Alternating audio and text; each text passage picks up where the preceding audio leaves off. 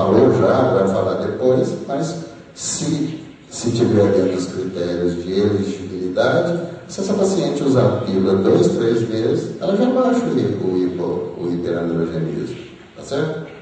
Faz o seguinte. Vamos passar. Então, na paciente com ovário policístico e hiperandrogenismo, poderá haver um significativo impacto negativo no fluxo sulfo-endometrial. Já vimos. Os androgênios sérios são significativamente mais altos em mulheres com abortamentos recorrentes e isca devido ao atraso no desenvolvimento endometrial. O endométrio, em geral, ele tem padrões diversos, mas na paciente que tem síndrome de ovário policístico, em geral, eles são hiperecogênicos. Eles podem até fazer aquela imagem da tripla linha de período periovulatório. Por quê? Porque quem faz aquela imagem é o estrogênio. E o paciente que tem a síndrome de ovário policístico, ela pode ter o estrogênio alto. Então, as pacientes que têm hiperestrogênio alto, elas podem até fazer aquela imagem, porque muita gente confunde isso, fala assim, a paciente que tem síndrome de ovário policístico, ela tem, como que o ovário, o endométrio dela está parecendo de período periovulatório? Pode parecer, só que ele é mais compacto, ele é mais fino. Passo seguinte. Usualmente a alteração bilateral envolve alguns casos de unilateralidade que não são descritos. Eu achava esse negócio muito esquisito, porque, veja bem, a síndrome de ovário policístico é uma coisa endócrina, é uma síndrome endócrina. Então ela não tem condição de falar assim, eu vou pegar só o ovário direito, não quero o esquerdo. Não tem jeito, gente, o negócio vai no sangue. Então, se um ovário está comprometido, fatalmente o outro estará comprometido. Eu via isso em laudas, às vezes, de ultrassom, eu falo, gente, esse pessoal está maluco ou está estudando pouco? Eu já vi laudas assim, ovário direito normal, ovário esquerdo levemente micropolicístico. Isso não existe. Se o ovário está comprometido, o outro estará, mas tem uma exceção.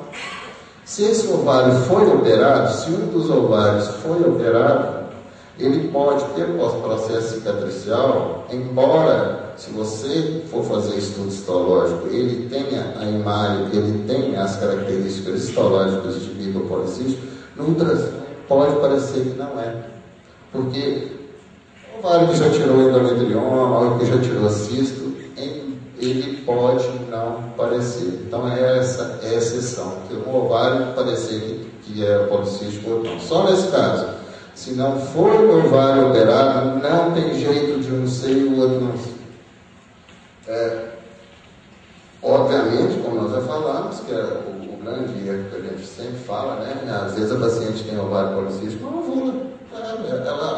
Elas são muito mais oligovulatórias do que anovulatórias. As anovulatórias geralmente são as mulheres mais velhas. As pacientes mais novas, em geral, elas são aquelas pacientes que menstruam de 3 em 3 meses, 4 em 4 meses, portanto, ovula. Então, a presença de um folículo pré-ovulatório não invalida o diagnóstico de síndrome de ovário policístico. Passo seguinte.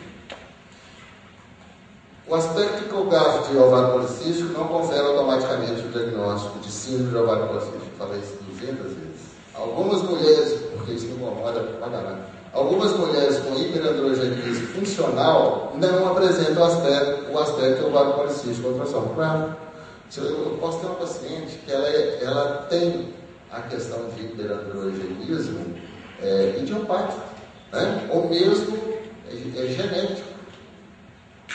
Tem famílias que as pessoas têm mais pelos, tá certo? Não precisa ter o diagnóstico, não precisa ter o aspecto. O aspecto ecográfico do ovário policístico, morfológico, em mulheres eumenorreicas, ou seja, mulheres que estão menstruando todos os meses, não pode ser considerado como uma variante de ovários policísticos normais, podendo representar uma forma não expressa de solo. Isso é muito importante. Então, a paciente está menstruando todo mês certinho, todo mês, bonitinho, todo mês menstruando. Você faz ultrassom e o ovário tem a cara de ovário policístico, fique de olho nessa paciente. Ela é candidata a fazer uma propedêutica, porque ela pode estar numa fase inicial, não expressa de síndrome de ovário policístico e pode estar manifestando pela primeira vez nos ovários. Aqui, essas pacientes, então, elas não deverão ser iniciadas medida para redução dos riscos reprodutivos, metabólicos e cardiovasculares. O antimileriano é um melhor marcador dessa paciente. Pode passar. Então, a síndrome ovário policística é mais comum em homem e mulher, acabei de falar, que é menorréia, parece ser uma síndrome progressiva, importância, então, do diagnóstico precoce. As amenorreias são mais velhas, já falei isso, as seguintes. 16 a 25, você deve estar achando que eu sou um aficionado da Frida Kahlo. Eu realmente achei ela uma boa artista, mas é porque ela tem uma capacidade, são todos autorretratos, e ela sempre se pinta como hirsuta, né? Ela sempre se pinta com bigodinho, sobrancelha, ela sempre se pinta como hirsuta, mas ela é magra, né? Então, é um negócio assim, porque o que chama eu acho que ela provavelmente tem um hiperandrogenismo funcional. Mas ela tem uma história de aborto muito grande, embora alguns provocados. Nós vimos que a paciente que tem síndrome de ovário policístico, ela tem maior chance de aborto pelo hiperandrogenismo. Então eu sempre fico na dúvida. Eu vejo uma entrada da Frida Kahlo, eu falo assim, será que essa mulher é superfuncional? Ou se ela tinha síndrome de ovário policístico, só era magra, não tinha muito biotipo. Então vamos lá, 16 a 25% das mulheres ovulatórias e 27 a 39% das adolescentes sem sinais de hiperandrogenismo apresentam um padrão ecográfico de ovário policístico e aumento do hormônio antimileriano. Então, nessas pacientes, gente, a gente tem que ter muito critério com adolescentes, principalmente nas meninas entre 13 e 14 anos. O primeiro sinal, às vezes, dessas pacientes que pode começar a desenvolver uma síndrome de ovário policístico é aumento de peso, tá? E é bom fazer um ovário, porque essas pacientes elas podem ter uns períodos de ovulação por outros motivos, que não seja síndrome de ovário policístico. Mas se a paciente entre 13 e 15 anos começar com aumento de peso e no ultrassom tiver imagem sugestiva de ovário policístico, vamos ficar de olho nessa paciente, que ela pode ser uma candidata, principalmente se a mãe tiver tido a síndrome, ela pode ser uma candidata a desenvolver a síndrome com todos os seus riscos metabólicos. Mais de 33% das mulheres ovulatórias com aspecto ecográfico de ovário policístico têm aumento da secreção de androgênios e aumento da resistência à insulina, já falamos. As obesas maiores de 29 anos com síndrome de ovário policístico são de difícil tratamento e mais de tudo metabólico, claro. Ovulatórios com ovários com aspecto morfológicos de ovário policístico, isso é importantíssimo, eu já falei isso, eu estou repetindo. Tem incidência aumentada de levantamento pelo aumento do LH interferindo na qualidade do ósseo e o hiperandrogenismo alterando o fluxo subendometrial. Pode passar? Então, os critérios, voltamos no nosso critério. Então, embora hajam críticas ferrenhas, nós estamos com esses são os nossos critérios, são os critérios, famosos critérios de Rotterdam, que fazem o diagnóstico da síndrome de ovário policístico. Mais uma vez, os ovários policísticos morfológicos à ultrassom não te dão o direito de fazer o diagnóstico de síndrome de ovário policístico. E eu sugiro a todos vocês que fazem ultrassom não colocarem esse diagnóstico nos seus laudos. Nós temos que escrever o que nós estamos vendo. Ovário com aumento de volume, com os pequenos cistos dispostos em colar, com hiperepigenicidade de estroma. Escreva síndrome de ovário policístico, não, porque nós podemos atrapalhar a vida dessa pessoa por resto da vida. Faça o seguinte. Vamos à questão do antimileriano, que é muito interessante. Então, Os critérios mais importantes são sinais de hiperandrogenismo e ovulação. Já falei. O último critério é a questão do ovário policístico. Mas se um dos primeiros estiver ausente, os critérios ecográficos e hormônio mileriano, nós vamos entrar em ação com ele. Então, por exemplo, se eu tenho uma paciente que tem oligonovulação, que tem sinais clínicos de hiperandrogenismo e que tem hormônio antimileriano aumentado, ela tem a síndrome. Se ela tiver oligonovulação, se ela não tiver hiperandrogenismo, mas tiver o hormônio antimileriano aumentado, maior que 5, ela também tem a síndrome. Então, o hormônio antimileriano, ele vem para nos ajudar, principalmente em pacientes depois de 18 anos, viu, gente? Porque se a gente fizer o hormônio antimileriano em pacientes menores que 18 anos, todas vão ter, a menos que ela tenha tido menopausa precoce ou algum distúrbio mais grave, elas vão ter o antimileriano aumentado. Então, o antimileriano ele serve para paciente entre 18 e 35 anos. Porque acima de 35 anos, se eu dosar o antimileriano, ele vai estar baixo também.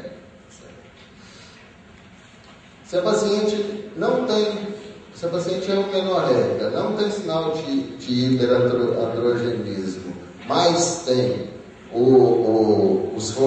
a questão isso aqui é a questão da ecografia, ou o hormônio antimileriano alto, ela é uma paciente normal, apenas ela tem o aspecto morfológico de ovário policístico ou ovulação, que deve ser olhado. Volto a repetir, porque pode ser uma fase inicial do processo que vai se iniciar.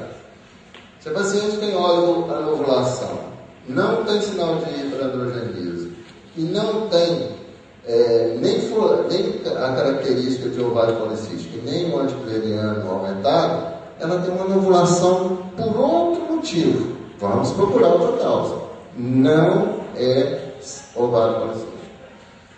E se ela não tiver uma ovulação, tiver hiperandrogenismo e não tiver nem o ovário policístico, nem o hormônio antimileriano maior que 5, ela tem um hiperandrogenismo idiopático. Aqui que eu falei com vocês da Frida Kahlo. Eu acho que ela tem um hiperandrogenismo idiopático. Ela provavelmente já tem uma família que tem a tolerância genética para ter sinais de hiperandrogenismo. Passo seguinte. Então, síndrome ovário policístico é muito menos prevalente que um achado isolado de ovário policístico ultrassom e está associado com aumento da resistência insulínica e síndrome metabólica. Não tentemos tirar de um método propedêutico mais do que ele é capaz de oferecer. E cuidado com os termos que a gente usa nos laudos ecográficos. Passo seguinte. O Bernardo vai falar isso, né? Já falou isso, da diabetes mellitus, doenças hipertensivas, complicações de quem tem a síndrome. É importante dizer que, independentemente se é nova, se tem 20 anos, se tem 14, se tem 30, se tem síndrome de ovário policístico, a questão da obesidade e a questão de exercício físico deve ser primordial. E a gente tem que individualizar dependendo do desejo ou não de gravidez. Passo seguinte. Só para terminar aqui, aproveitando que tem muitos estudantes aqui, tem umas coisas que são terríveis em medicina. A primeira chama iatrogenia. Iatrogenia é criar doença para quem não tem doença. Isso é demoníaco. Então o médico, ele deve ter muito cuidado com a questão da iatrogenia. O outro é empirismo. O que é empirismo? Você inventar. Quer dizer, você já criou uma doença que não existe. Você já estigmatizou a menina. Aí você começa a tratar de forma inadequada. Empirismo é isso. Você tratar, o que o Bernardo falou muito bem na aula dele, você tratar sem nenhum fundamento. Né? E o terceiro é a ecologia da tragédia. Aqui médico, ele já inventou a doença para a menina, ele já inventou uma forma de tratar que não é correta, e chega da menina e fala o seguinte: você não vai engravidar, ou vai ter dificuldade de engravidar. Então, poucas doenças em medicina conseguem fazer tanto estrago quanto a síndrome de ovário policístico. Muito obrigado.